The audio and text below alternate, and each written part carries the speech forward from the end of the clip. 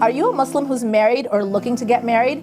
I'm sure you've heard that more than 50% of Muslim marriages are ending in a divorce. Now that's unfortunate, but there's help out there. My name is Hina Mirza. I'm a registered psychotherapist with a specialization in Islamic counseling. And I've been working with hundreds of couples building healthy, happy, strong marriages. Sign up for the course that I just completed with Happy Strong Family to foolproof your marriage and make sure that you have all the right tools and all the right skills to lead a healthy, happy, strong life with your partner.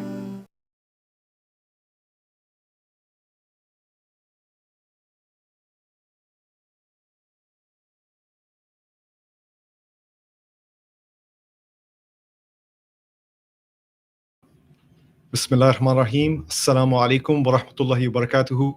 Welcome to another episode with Happy Strong Family.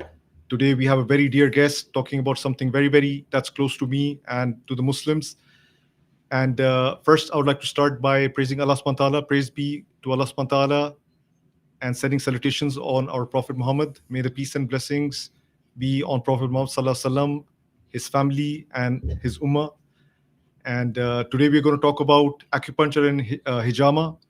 I understand anytime I meet someone, the first question they ask me is that how do we detoxify ourselves? So that's become like one of the trendy things, Oh, we want to detoxify our body. It's everywhere. It's on social media. Everywhere we sit, everyone's asking about this. So we are trying to explore what does that mean in terms of acupuncture and hijama. Personally, I have been through hijama 2 times and I'm alive over here.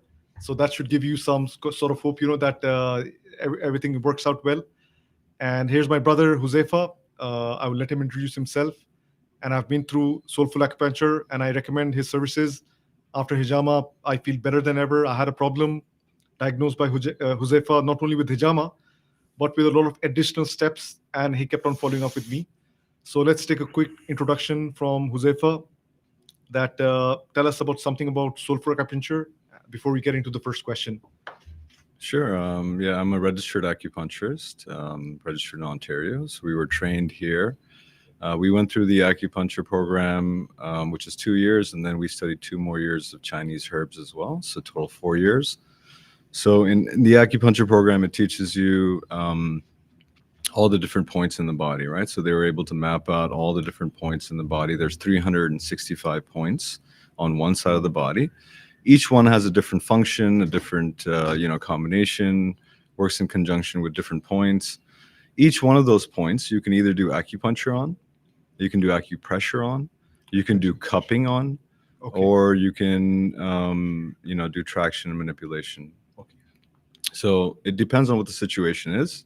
So let's say in traditional medicine, we look at the body through excess and deficiencies in the body, whether there's a blood deficiency or if there's heat, excess heat in the body, maybe inflammation, maybe there's cold in the body. So we look at the body as a reflection. We are reflections of nature. Okay. So whatever would happen to the world or the environment around us, if it's too hot, what happens in a hot climate? We sweat. Right? And it becomes dry as well. So the same thing would happen to us if there's too much heat in the body. So with traditional medicine, specifically traditional Chinese medicine, or if you're looking at other traditional medicine like Tib Yunani, which is what we study, what we practice in Pakistan, India, the Hakims and stuff, right? Very good. They're always looking at excess and deficiencies in the body of heat and cold and things like that. So depending on what's going on with the body, we either do acupuncture or we would do acupressure. Let's say if it's someone that's very sensitive to needles and a frail state, then we can just do pressure on those points. Or we can do cupping on those points as well, right? Interesting. But there's different types of cupping. So you can do dry cupping, which is just placing the cup on. Or you can do wet cupping, hijama. So with the cups, you actually make some small scratches or punctures, and then it removes the blood right away from that. And that helps kind of relieve the, stress. Well, yeah, so the basic mechanism behind cupping, if you want to get into that, would be when you put the cup on, it vasodilates the whole area. So it just brings that blood to the surface. Okay. So you're just basically rerouting the blood. So you're bringing it to the surface. And what that does is it removes the pressure off the venous system. So it improves the circulation in the body, right? So whether we're targeting a certain muscle in the body or whether we're targeting a certain organ system in the body, what we would do is we would place it according to the area that's being affected. And it brings the blood from the deeper venous system into the superficial surface. Okay. And in doing so, it does two things. Number one, it removes the pressure off the veins, the venous system, Okay. which improves the circulation back to the heart. Because the veins Subhanallah. are bringing the deoxygenated blood back to the heart. So if you remove the pressure off it, the blood will flow better, right? I understand. And the second thing it does is in moving it into the superficial venous system, it goes into an alternate passage. So it goes through the capillaries, the small little Near the skin. yeah, more, and they're very thin. So what it does is it filters and detoxifies as well in the process. Beautiful, subhanallah. Yeah. So my first thought that comes to mind is that being from Southeast Asia, we are always thought of like doctor, engineer, businessman, or something. So how did you find the inspiration to become an acupuncturist or a hijama practitioner? Didn't someone say that these are like remedies of the ancient, Tibbe Nabi are remedies of the ancient? So how in 2024, someone like, what inspired you to become acupuncturist and a hijama practitioner? Well, we always wondered what the source was. The reason is we've always read so much about it in hadith.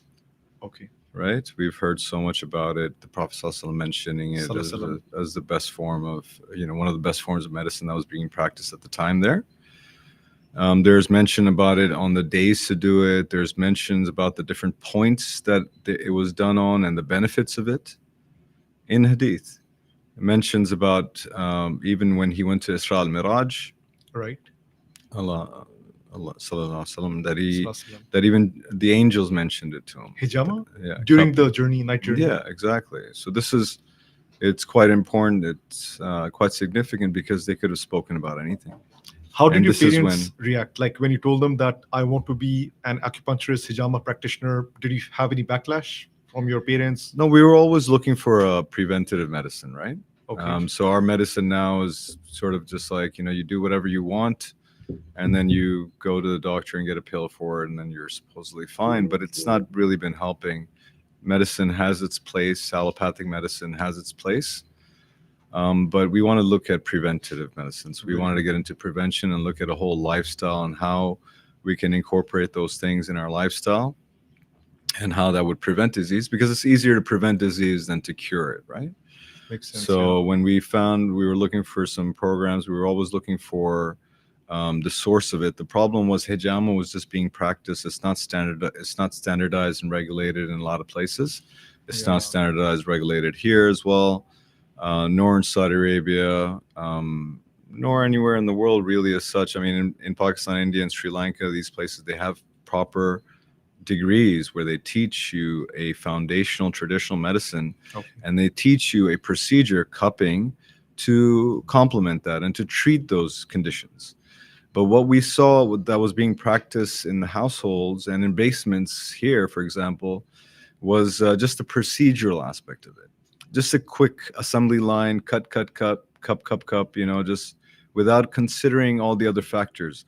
We have to consider whether someone is on blood thinners, or whether they're diabetic, or whether they're too frail. In traditional medicine, they might have a blood deficiency. So you might, when you're doing hijama, it might be counterproductive. So you want to consider all of these things before you do that last end procedural part of it.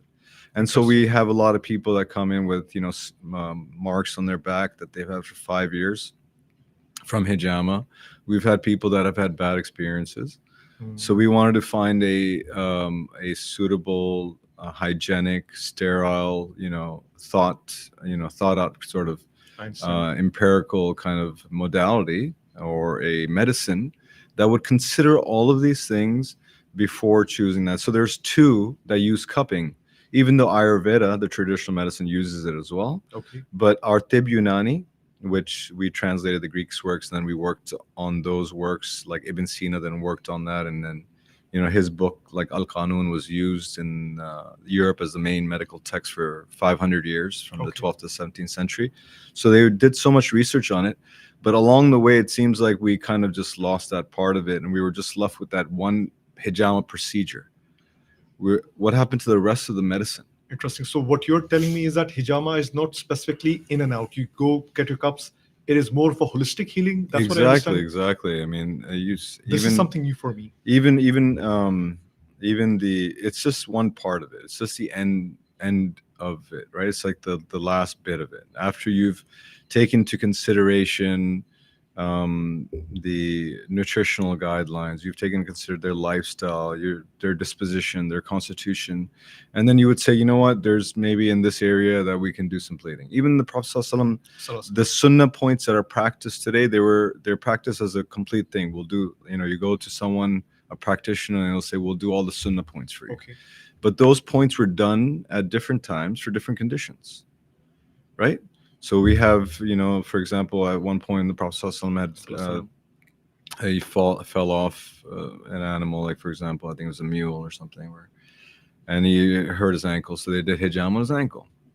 And at one point, there might have been a headache or something like that, so it was done on his head, I understand, on the back of his neck as well. These points, and then between the shoulder blades, al-kahil is another point that's significantly done. Those are all acupuncture points as well. So that's a correlation. Now, it was nothing new that was introduced by the Prophet ﷺ. It was being practiced there at the time.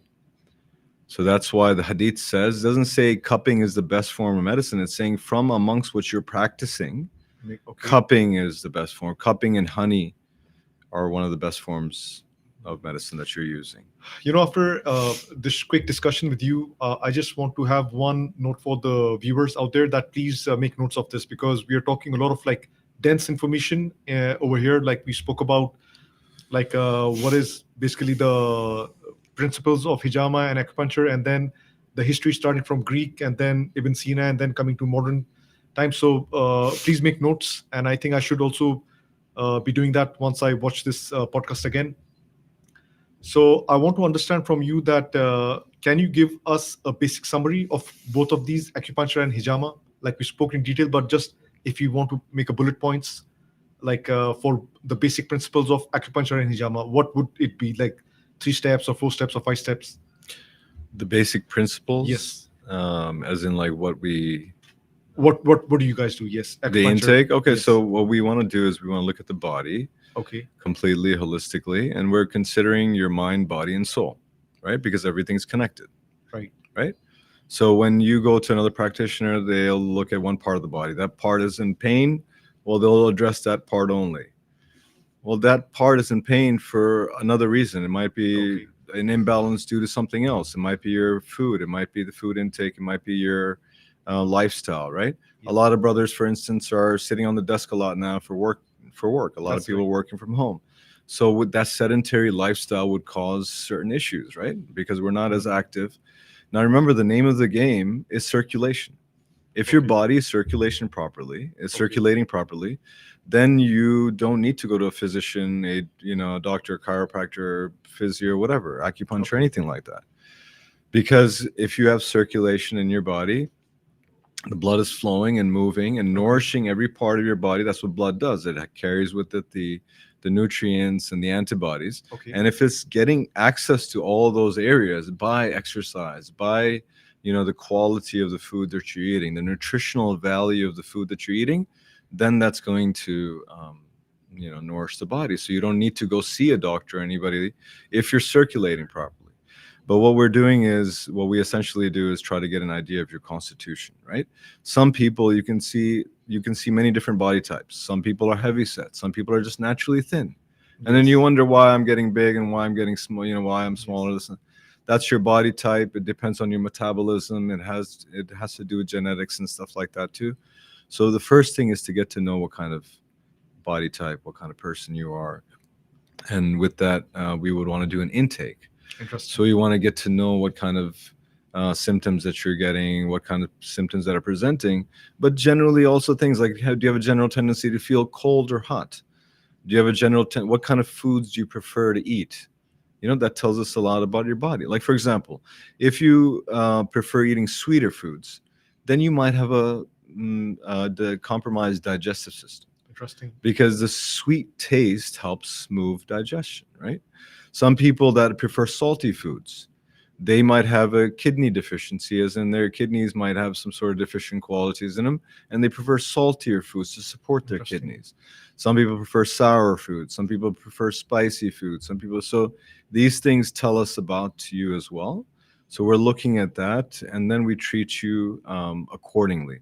Now, when we give a prescription, we're giving a prescription based on what foods you should be eating, the lifestyles, and what exercises you should be doing as well. Like, for example, a lot of people that are sitting on the desk a lot for the computer, we ask them to do dead hangs. Just hang on a pull-up bar, Okay.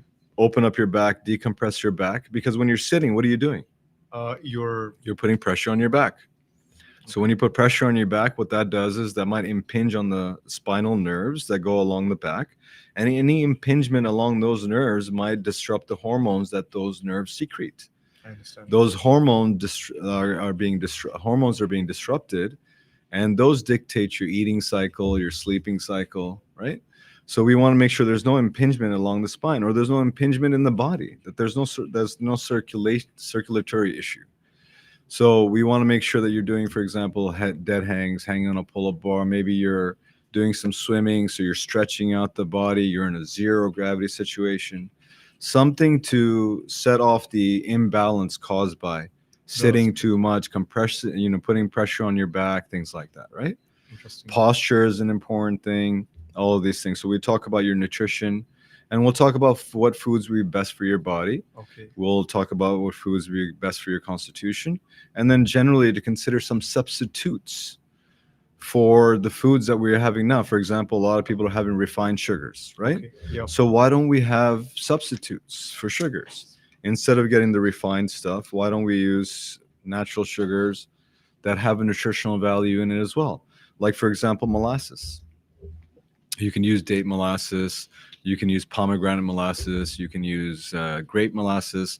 It's used in Iranian culture, it's used in Afghani culture. And it's a great substitute. It's great for iron deficiencies. It's, so there's a lot of benefits in it, and it has a sweet taste. So you can put it on your waffles, or, whatever you want. You can bake with it. So you can use honey. Try to look for these substitutes. And that's what we would offer you. We're not, we're not going to say, don't do this or don't do that. We'll offer you an alternative. So that way you can find something that's suitable, and that way you can, Yeah. So be more compliant towards So what we're Huzefa, asking. I'll be very honest with you. Like, when I was coming to this podcast, I was thinking about learning more about hijama, but the way you're presenting is that the prophetic medicine, the Nabawi, is more about a holistic healing, right?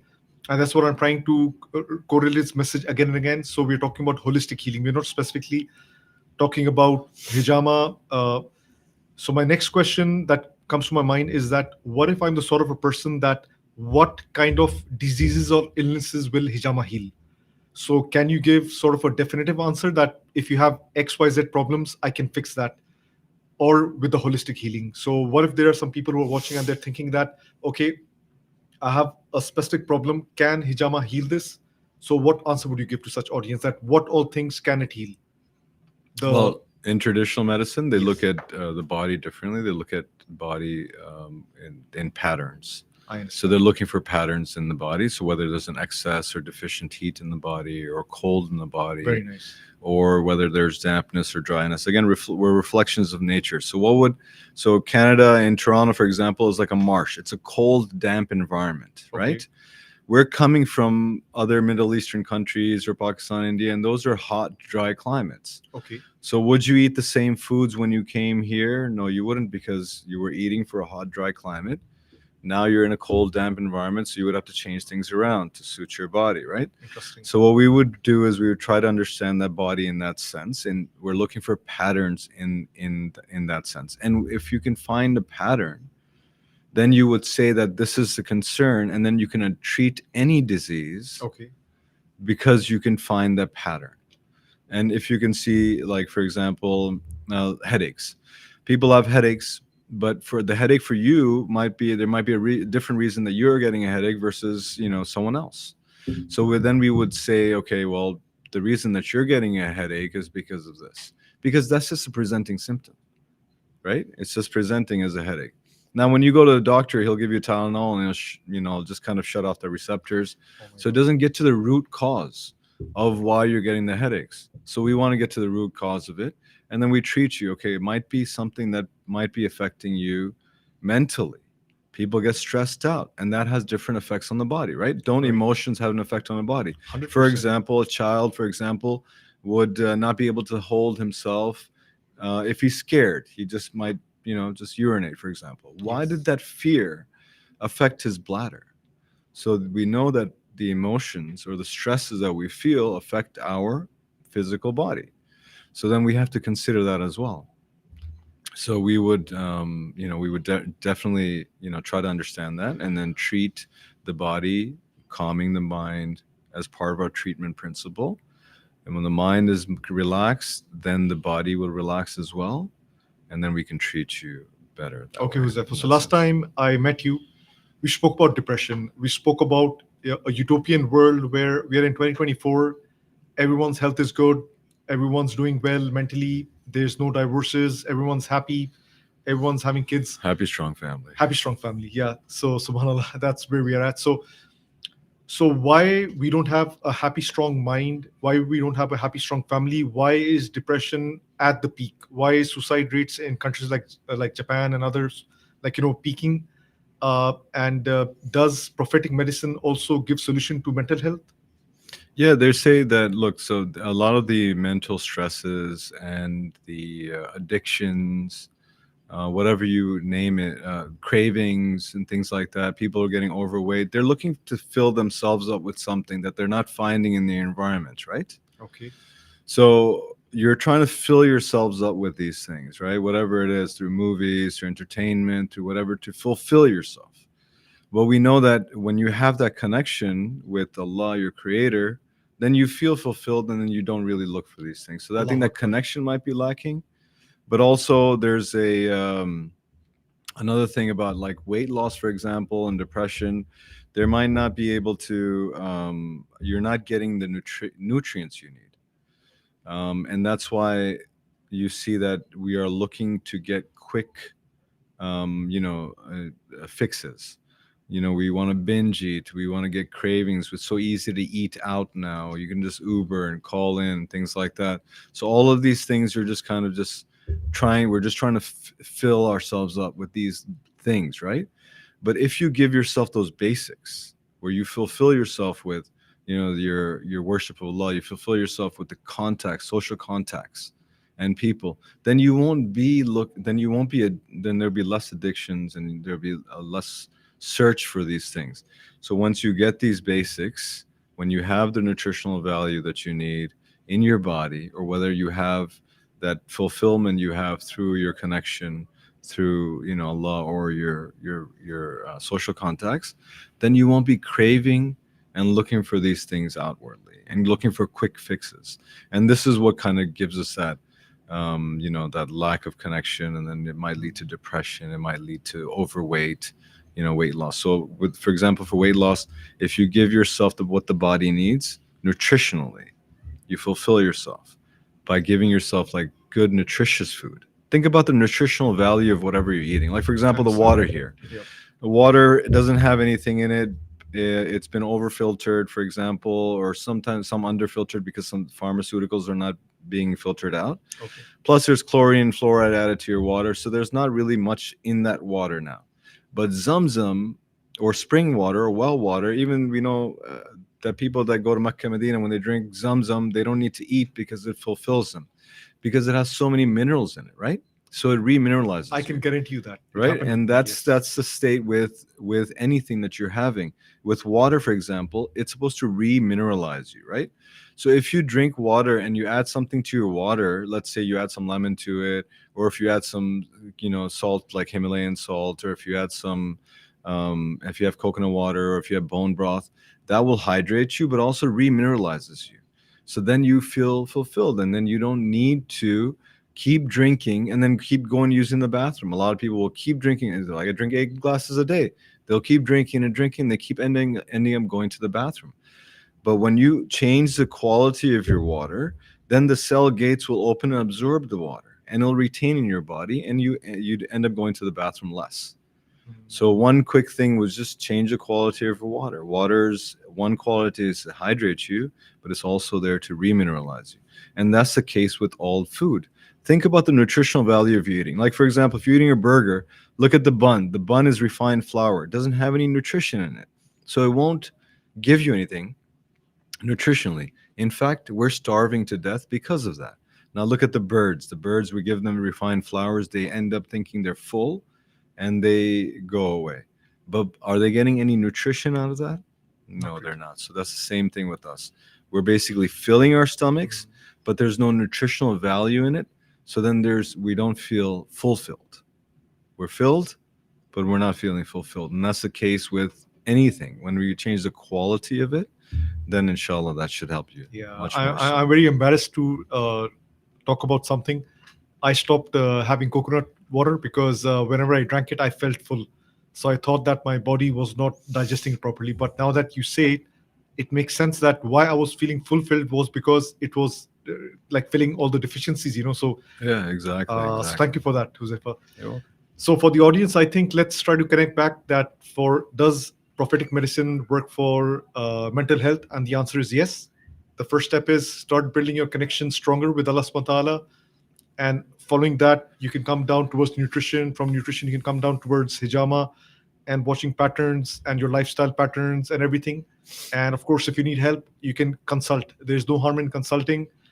Like I started my journey discovering hijama. Nothing's stopping you from also discovering this path.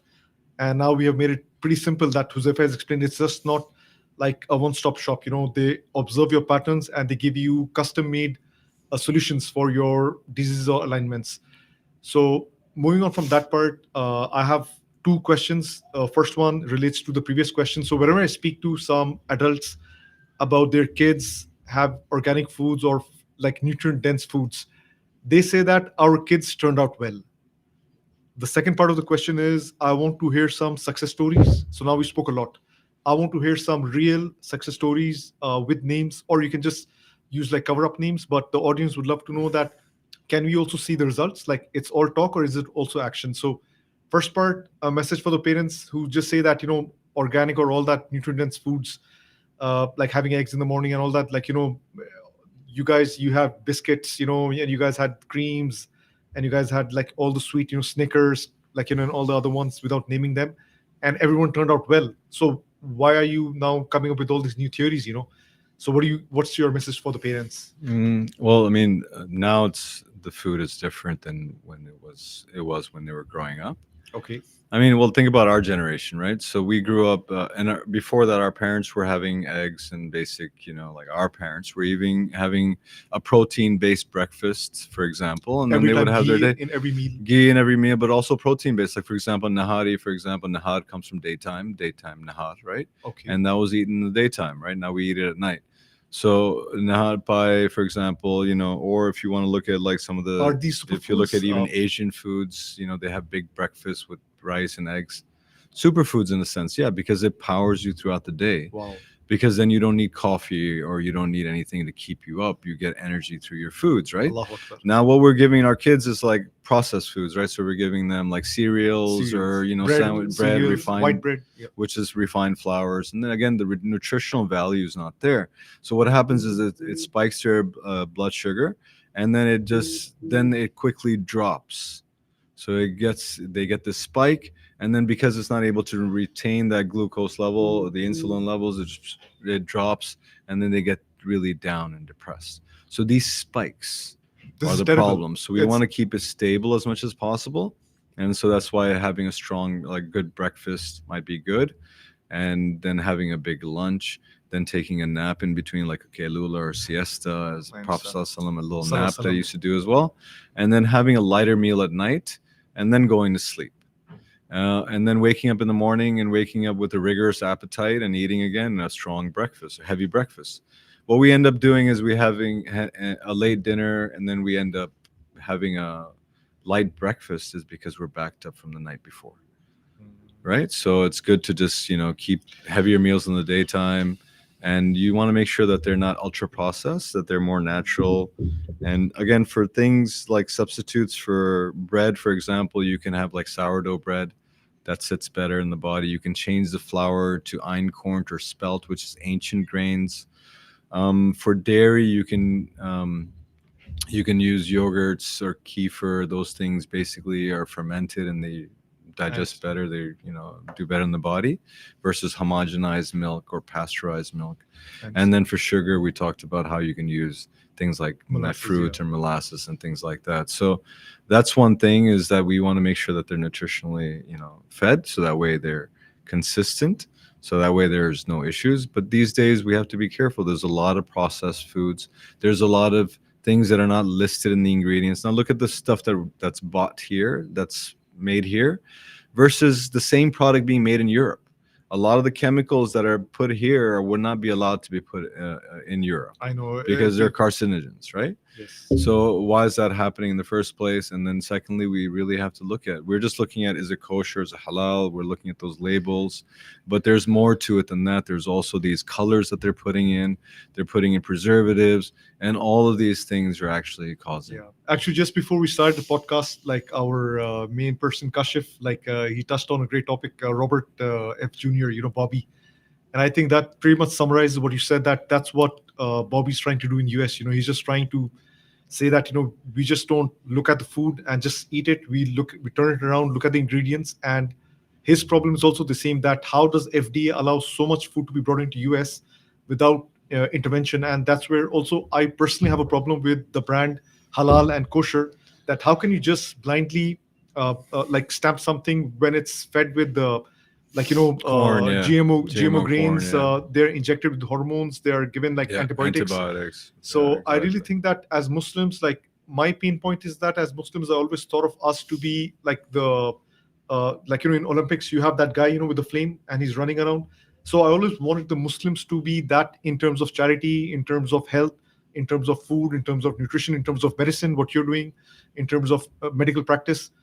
And I think there needs to be a greater conversation after this podcast, on this topic. How, for instance, even starting with bringing standard for hijama, practitioner, and incorporating the vast patterns. So, do you have some words on how much is Darul Iman and scholars over here can start building up the standards for hijama and acupuncture? Yeah, sure. There needs to be a regulation, of course, but we need to have someone that's retained that knowledge for thousands of years. Like in traditional medicine, Chinese have retained that knowledge. Okay. So for 3,000 years, acupuncture and all these areas have been mapped out, so they have someone, they could be an authority. Also, the ones that do that practice Tib Yunani, they also are an authority in something like this, because they're using a traditional medicine to conduct this procedure, this final procedure, right? And that procedure might be for people, might not be for people. So yes, we do need some sort of regulatory body and things like that can actually standardize it and regulate it, make it hygienic, and make sure that it's actually beneficial and not counterproductive, that it's not being practiced by people or that are just getting online certifications, for example. And those certifications are, again, who's approving those, right? There's no regulatory sort of body. So it's better to go back to a foundational program of traditional medicine and then base that modality of cupping on that.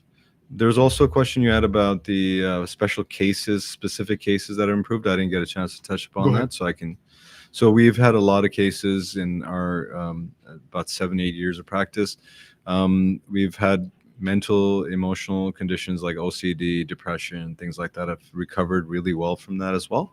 Okay. And we've also had a lot of skin issues that have been resolved through acupuncture and cupping and even herbal medicine and nutritional guidelines and lifestyle as well. But a lot of pain-related stuff that we've had, being resolved. A lot of chronic issues that finally are been able to be addressed, because you're considering all of it versus just that local pain that you feel. Okay. So that's some of the cases that we've had, and so we've had good results. Yeah. So here you have you have success stories shared by Brother Huzefa. So skin issues, any like OCD, like any problems that you have, like alhamdulillah, he has seen good results, you know. We've had a lot of fertility cases as well. So Subhanallah. people, having trouble having children, for example, then Okay. we're able to help, holistically, But of course, Yeah. Allah is the one that gives shifa. We're the ones that just kind of, we're the ones that kind of just try to, reorganize these thoughts and, Yeah. the trends and stuff. So again, like for the audience, I hope that we have given justice, to like, the solutions. Like we are having a person who's who's practicing in Canada, and he's sharing the success parts, that how he has helped families, people's, individuals, lead healthier lives. So definitely, like if you're first time, like I was back in the days, very anxious, I think just say Bismillah, just try to learn about hijama, learn about Chinese medicine, and book a consultation, and maybe the issues that you're facing mentally or physically, they can find a pattern and inshallah give you a prophetic medicine, on how to heal.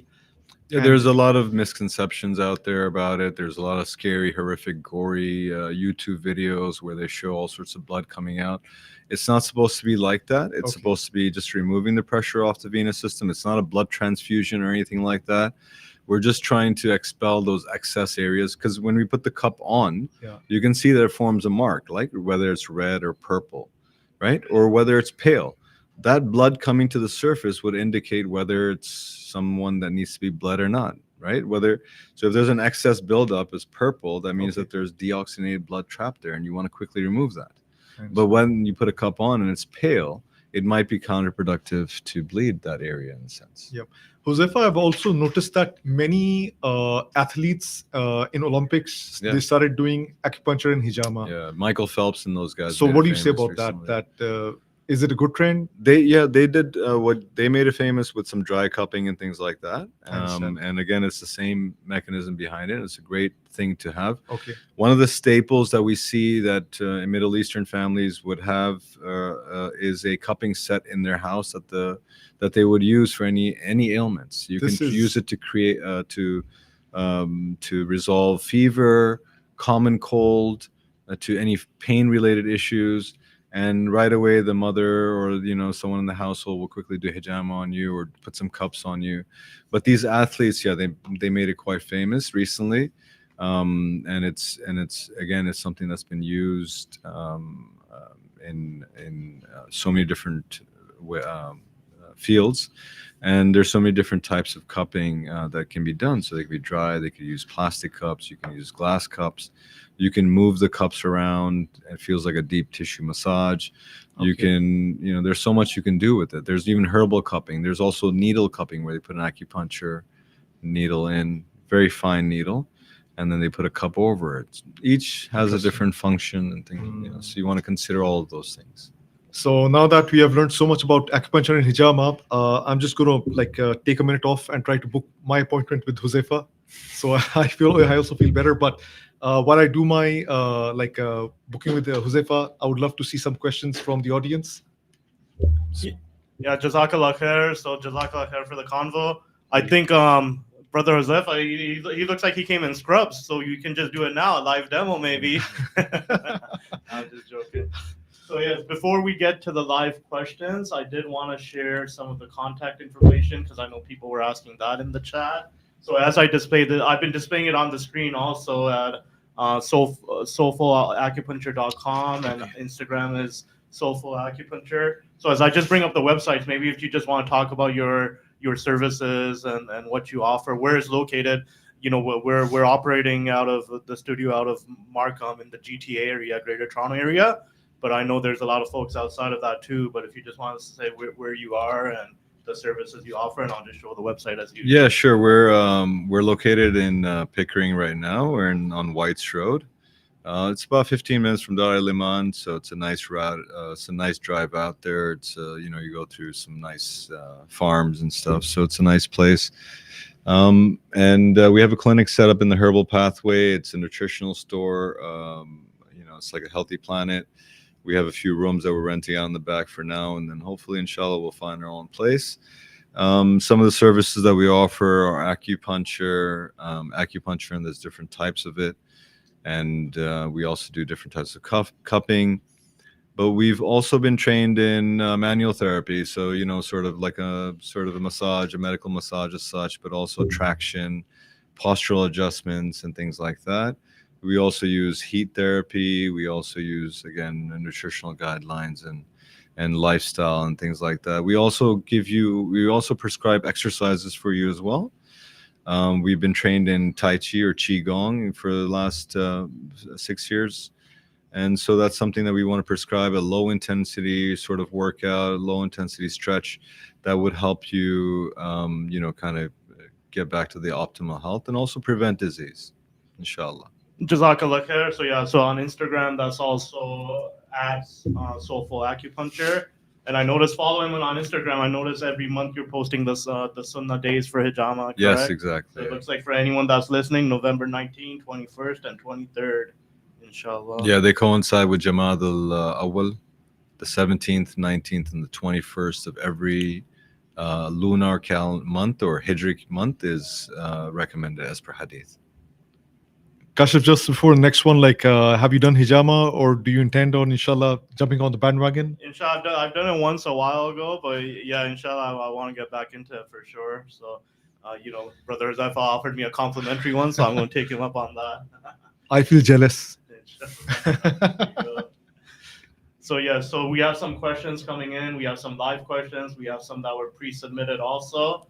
So let me ask some of the live ones first, in case those brothers or sisters are still on and listening. So someone was saying, "Mashallah, thank you for arranging. May Allah bless the brothers for this beneficial convo." And the question, I think you asked it and we answered it already, is the cupping marks you see on professional athletes more and more now, the same prophetic hijama. Do they do it because it improves their performance? Yeah, maybe it that does. part we didn't answer. Like, why Yeah. do they do it? Why Yeah. is Michael Phelps doing this? It does. Again, it improves the circulation in the body. It detoxes the system as well. It also brings those toxins and stuff to the surface as well, but also the deoxygenated blood that's been trapped over there. So if you ever experienced it before, the first thing that you'll feel right away is you'll feel lighter. Your body will feel much looser. You'll feel like you'll get this boost of energy, and that's the usual side effect of it right away. That's the first thing you feel, and then generally you'll feel like much clearer, more focused, like clarity and things like that as well. So Jazakallah khair. So the next question was coming in. Subhanallah, a lot of this I needed to hear right now. I Google Soulful, but it is not near me. When I look for hijama providers in my area, how do I know who will be good or not? And then they asked a follow-up here. Can it be a risk going to someone that might not know the Islamic background or not be that careful with procedure? What should I ask a potential practitioner so I know to proceed or not? Well, again, we were advised to go back to school, and we took the step to go back to school. So we would recommend that these other practitioners that are doing it, instead of doing online certifications, which is just or learning it from someone, you're just learning that one procedural part of it. We would recommend the hijama practitioners go back to school and learn the whole holistic, the whole traditional medicine that's backing this, the hijama. So if they went back to school, they can do short programs instead of doing these short certificates, or and that just show you how to do the procedure. And then what you want to look at is we want to make sure that, again, like Brother Shoaib said, that there is a way to standardize it and regulate it, so that way we can get a standardized, regulated form of treatment versus people doing it different ways here and there. So what I hope is that some of the practitioners that are practicing it reach out to me, or we can get together and we can discuss best practices, and that way we educate each other. And then that way we train each other and help each other. And then that way we can conduct these things for people that might not be, my clinic might not be accessible to some, but you can reach out and I can recommend someone that might be closer to your area, or that's something that we can talk about with them as well, and see what's the best way to do it. Jazakallah khair. Now, obviously we have an audience that's sort of national wide, across Canada, across US. We even a lot of people from Pakistan and stuff watching. But in in areas where obviously it's about, we talked about the mind, body, soul, the prophetic principles, all the Islamic background, but in areas where there's just not Muslim practitioners, like just going for that procedural aspect of cupping, is that still beneficial? Yeah, it will generally be beneficial, but again, you have to look at the environment you're in. When it was practiced in the Middle East, it was a hot, dry climate. People became, and because of their food, it was an excess condition, so it was okay to be practiced over there. But here in Canada, you're in a cold, damp environment in Toronto, so that might, now the blood, it might be causing some deficiencies in your body, and so it might not be the best thing to do. Hijama might not be the best thing to do, just like we talked about the foods that you eat. The foods you eat here need warming. You need more warming foods like, ginger and things like that versus things that are cooling. In Saudi Arabia, you're going to have, cooling foods, watermelon, cucumber, right? Versus something over here. So you have to look at the environment you're in and the state you're in, besides just, instead of just quickly just saying, okay, it's a sunnah, I'll just quickly do it. Well, the Prophet ﷺ did it. He did it for a reason, particular conditions, particular times, right? And so there's a reason for it. You need to find someone that is recommending it and saying, yeah, it would be applicable to you, versus someone that again is just learned the procedural part of it and is just going to quickly cut without understanding why they're doing it or what benefit. So it might be counterproductive.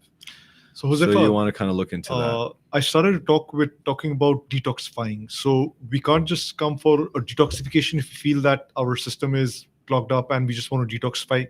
Is this a good reason for exactly, exactly. But then depending on your constitution, right? We could just do dry cupping on you. That would still detox you, because that would still bring those toxins to the superficial layers of the skin, and then that's drained through your lymphatic system anyways. Wow. Through some exercise, right? But with the small piercing that we do, that with hijama, that quickly removes it, and so your lymphatic system doesn't have to do it. So it just depends on what the situation is. We can use acupuncture to trigger a response that causes detoxification in the body. Depends on what you want, what part of your body, what organ system you want to regulate and circulate in the body. And so that would make a difference. It's different for you. It'd be different for Kashifa. It depends. Good. Jazakallah khair. So we have a comment here. Alhamdulillah, mashallah, tabarakallah. Great topic. Very beneficial information. Thank you so much for conducting this podcast. May Allah reward all you immensely. Ameen. There was a so before usually before I ask the questions, I put a disclaimer that this is a podcast, and we, where we can provide general advice. We can't look into the specifics of every situation. So we keep that in mind to the audience. Please reach out to the professionals like Brother Huzefa for more consultations and to your specific situation. As he said, the intake process is holistic and they require a lot of information about you before recommending something. So on this podcast, we just provide general advice. So the question is coming up from Instagram Live is there anyone you would not recommend hijama for? Are there any side effects you have noticed in your patient? And here, side effects, I'm assuming, means sort of negative side effects. Yeah, you want to look at people if they're on blood thinners, for example. Some people have heart conditions and they take Tylenol or aspirin, and then they would be on blood thinners, and then their blood doesn't clot, so it doesn't coagulate, or it'll have trouble coagulating. So then for those, you would recommend that they not do hijama specifically, but cupping and acupuncture would suffice. People that are diabetic, for instance, they have trouble healing. So we wouldn't do any, hijama on them either. We could do some dry cupping and acupuncture as well, and also talk about nutrition and food. Have there been any side effects? We've had. We're very cautious with what we do. We don't. We've not had many side effects that I can think of. Sometimes we've had. Everything that we do is usually resolved within a week, like the cupping marks and the incisions and stuff. But sometimes for different people, different consultations, they go a bit longer. We've had people that are anemic, that are maybe iron deficient or thalassemia minor or major, or they are maybe might pass out during the procedure. So we've had 1 or 2 cases like that. But so again, that's why we want to get a better understanding of you, and so we'll do it more cautiously. So when we did it for that person, then we were sure to stand next to them and things like, or lie next, or they were lying down and we're just next to them. Sorry, Jazakallah khair. I'm noticing some glitches with the video on screen here. Hopefully that's not going to our audience. But if it is, I apologize for that. We're sort of live, so we have to deal with these technical things from time to time. We'll sort it out after the podcast, but I'm not sure why that's going on. But the audio seems good, so inshallah we'll continue. Here's a very good question, mashallah, coming up. Is hijama good for kids? Would you recommend this on children or not?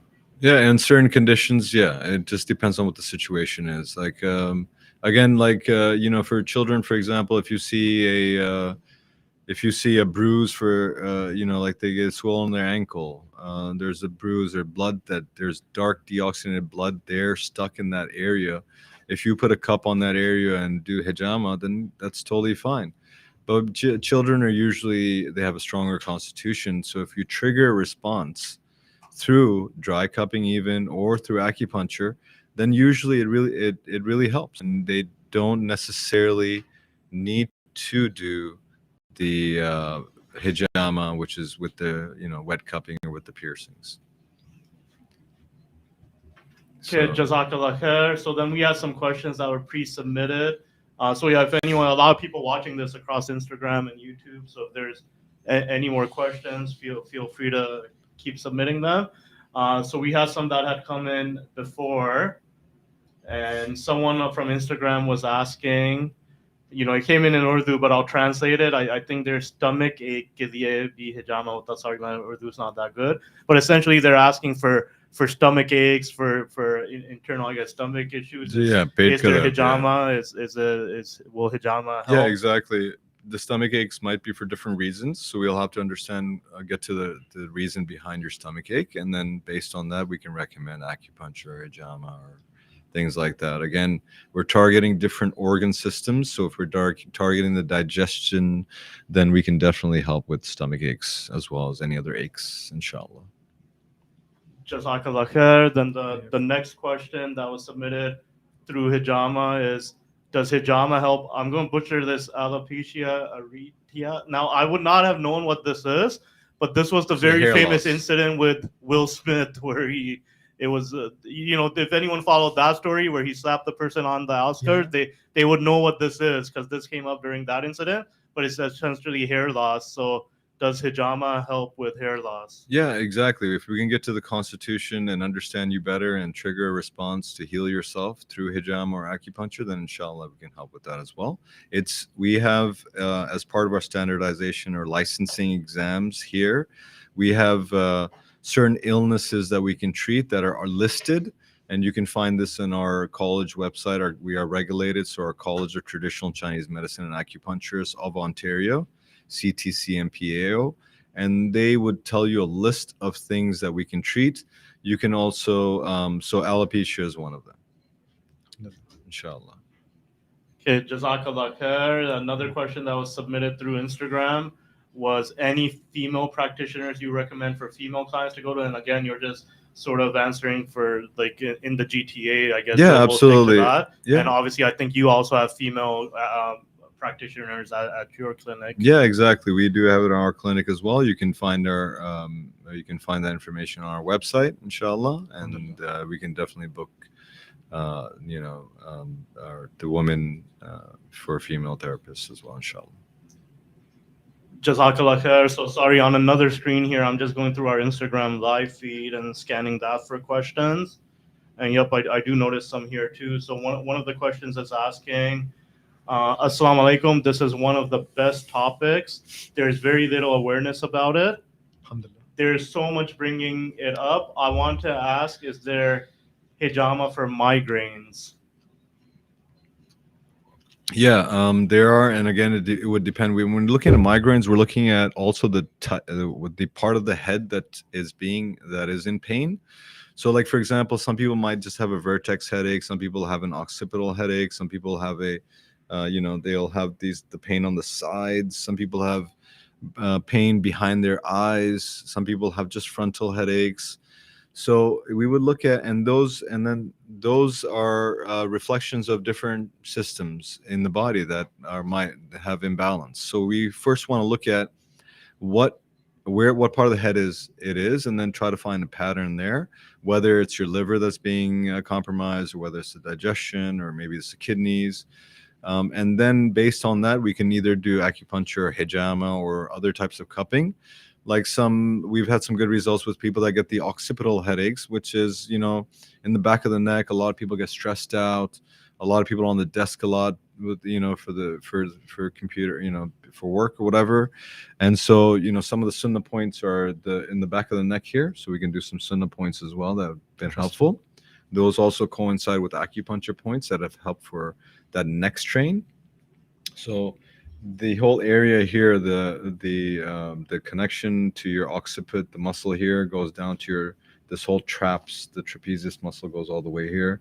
So there are points we would do, for example, to release that whole area. Interesting. Here, and then that would, inshallah, help with the circulation back to the area.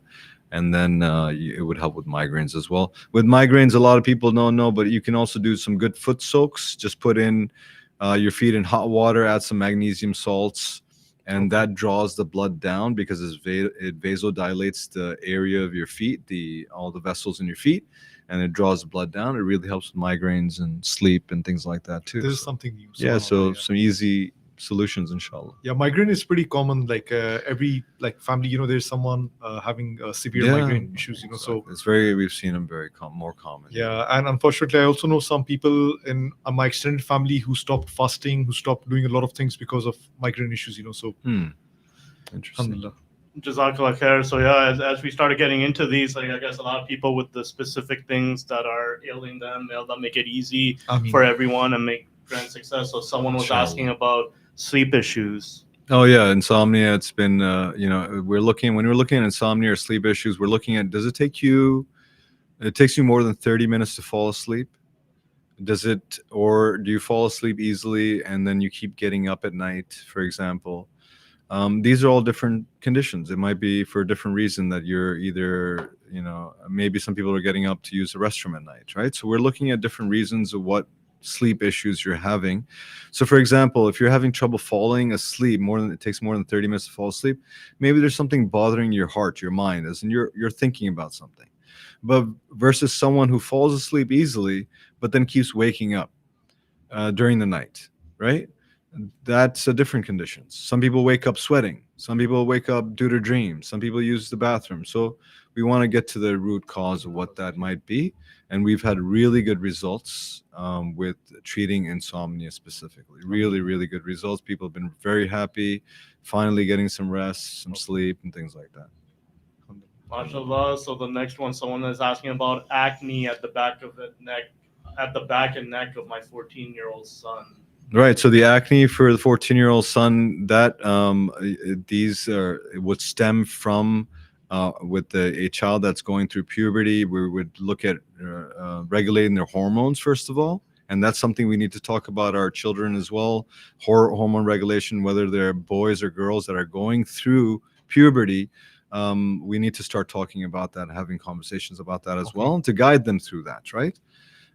So one would be to regulate their hormones through nutrition, through exercise, and things like that, and then also through treatment, and then that should help with the acne as well. Because acne, again, it's a reflection. It could be a reflection of what you're eating as well. A lot of food that we're having is greasy, fried. Yeah. And that produces these extra, excretions in the body in the form of acne, for example. So. Jazakallah khair. Then if I go back to the questions here. So someone was asking, is hijama good for cricket players? So maybe they joined late, but I would recommend this person to maybe rewind back 20 minutes, half an hour, and we talked about the athletes and high performance athletes and why they're doing it and the benefits it brings. So I'm sure there's some really good research papers that have been published on soccer teams, on cricket teams that have done really well with hijama.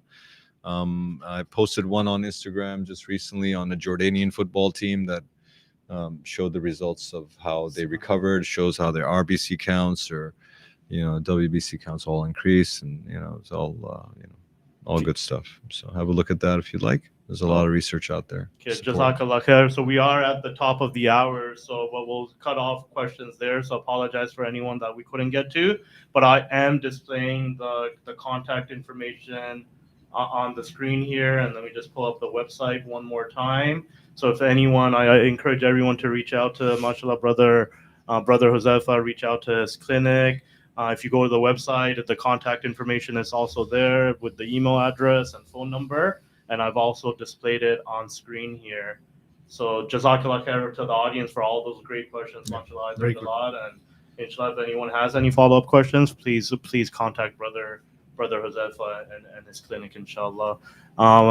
Brother Muhammad, I'll pass it back to you. So inshallah, to wrap us up. So alhamdulillah, this was an eye-opening podcast for me as well. I've known Brother Huzefa for quite some time. We go on some common events, but this has been eye-opening. I really request everyone to just get a notepad and start jotting down notes from whatever you learned. And inshallah, moving forward, we have the contact details with Brother Huzefa. You can contact him. And again, if there's anything that you're feeling from your mental health to your physical health, please consult Acupuncture Hijama specialist, and maybe that can be one of the steps to giving you a healthier, and that's what we want. We want healthy, strong Muslim families. Jazakallah khair. Assalamu alaikum wa rahmatullahi wa barakatuh.